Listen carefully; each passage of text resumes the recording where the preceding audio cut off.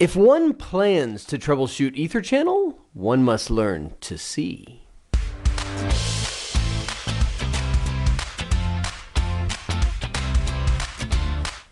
By the time we're done here, we will examine and learn critical LACP show commands useful in troubleshooting. And I'm going to make a bold assumption, even as I say that you understand LACP, PAGP, really clones of each other outside of the fact that PAGP was designed by Cisco for Cisco. The industry caught up and released the industry standard LACP, but they're pretty much the same exact thing. So when you're seeing LACP troubleshooting commands, you're probably going to be able to make the jump and say, hey, if I swap PAGP for this LACP show command, it's going to be the same thing. And you would be absolutely right in thinking that. So that's why I'm focusing in here on LACP. And I'm planning to use the same topology that we did when we redid that base configuration with one catch. I've actually configured all of these interfaces. That is, this guy, all of these interfaces for LACP with port channels numbered based on the switch combinations. That is, port channel 12 would be this group, port channel 23 would be this group, port channel 13 would be this group. Just taking the lower number switch first and the higher number switch, and that ends up making the port channel name. So that being said, let me show you some of the show commands that will be helpful to you anytime you're troubleshooting an LACP or Ether channel connection. The first thing that you may want to do is check the port channel interface. Now, this show command is not going to be a surprise to you. It's going to be just like everything else. So I'm going to do a quick show. Well, let's do a show IP interface brief, just so you can see that on here I have port channel 12 and port channel 13 that are going to the assigned neighbors. I'm going to do a show interface port channel 12.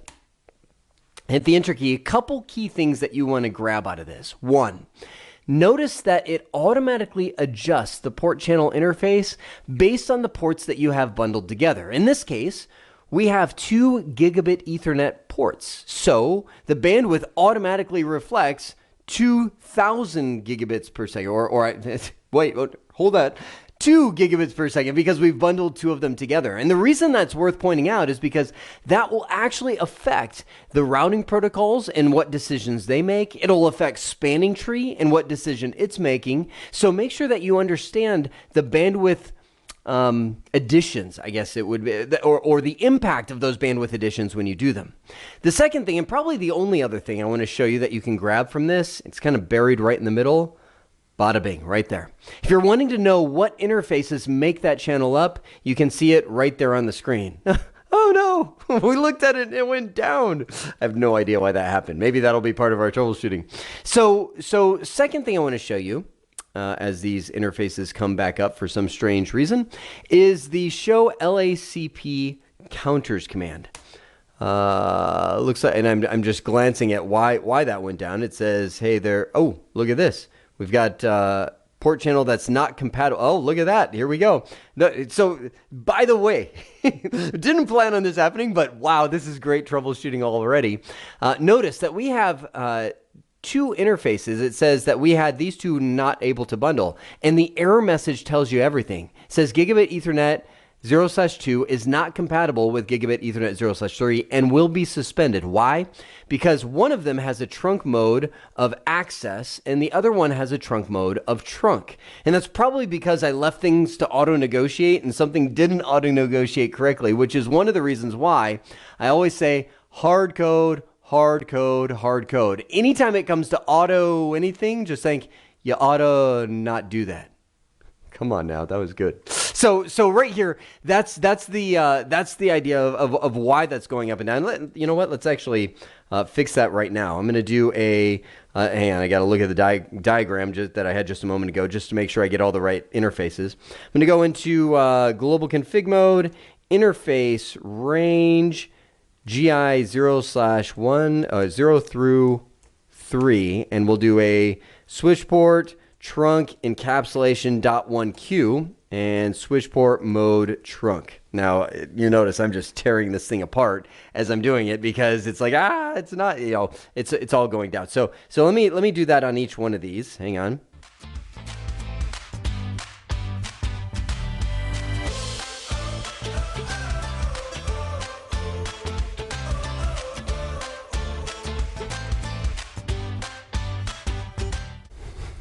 There we go. I'm back.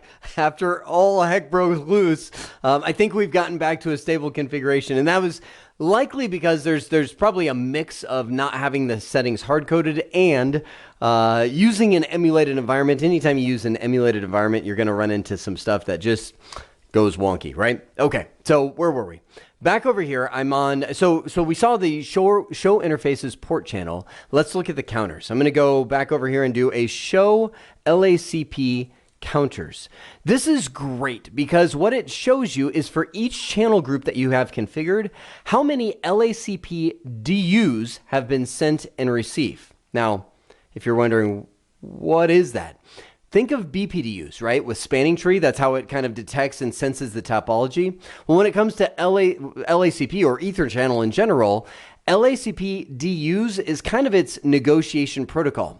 And this is the whole reason why we use LACP or PAGP rather than just manually hard coding it to on. Because by using one of those protocols, it's able to detect what's going on the other side. If you just manually hard code the Ether channel to on, that's great as long as the other side is exactly great and stays great all the time. If something happens to the interface on the other side, maybe it gets removed from the bundle, this side can't detect it. And that's why Cisco always recommends use a negotiation protocol. LACP, PAGP, doesn't matter as long as you're using one of them. These things are being sent as that negotiation protocol, as that detection protocol, right? You can see how many have sent and how many has received. The fact that they're a little mix match doesn't actually matter as much as the fact that they are incrementing. You want to make sure that you can hit the up arrow and you can say, okay, looks like up here I had 64. We did again. Now it's 66. Okay. It was 61. Now it's 63, right? You want to see them going up and you want to see them going up kind of in turn. If they're, it's okay if the numbers aren't exactly the same between one side or the other because of how the interfaces come up at different times and all of that. So you just want to make sure that they go up. Now speaking of which, let's shoot back here. Fast versus slow LACP DUs. It's hard to say. So check out this command. I'm going to do a show LACP internal, which is the command that's on the, and I'll flip it back there in just a minute.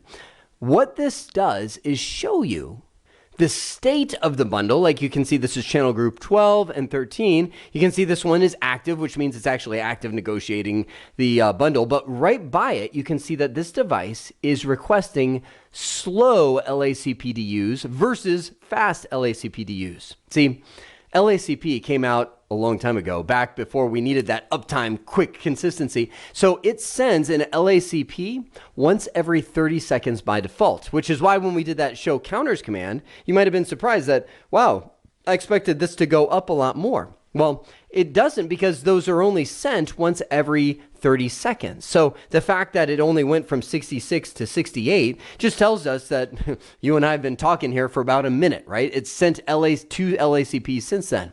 Well, the challenge with that is it only removes something from the bundle if it stops receiving that for 3 missed LACP DUs. So how long is that?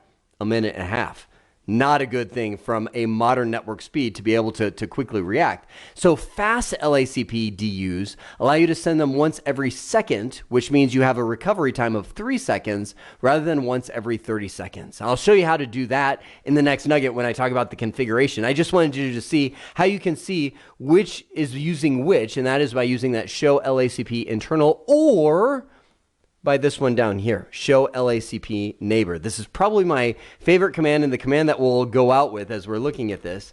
Show LACP neighbor allows you to see for each channel group, what is your partner's information? Now, I'm going to talk about the port priority in a little bit, actually in the next video when I talk about configuring the port priority, configuring the system priority, et cetera, for this. But on this, you're able to see the same information, again, slow or fast LACP DUs, but from the neighbor's perspective. Now, as you might guess, and again, this is leading us into the next nugget, we're going to talk about configuring fast and slow and things like that.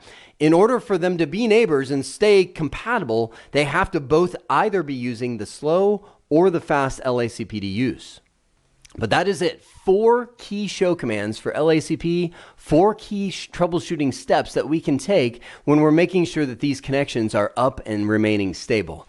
In the next video, we're going to talk about configuring some of the LACP settings for good or for bad. I hope this has been informative for you, and I'd like to thank you for viewing.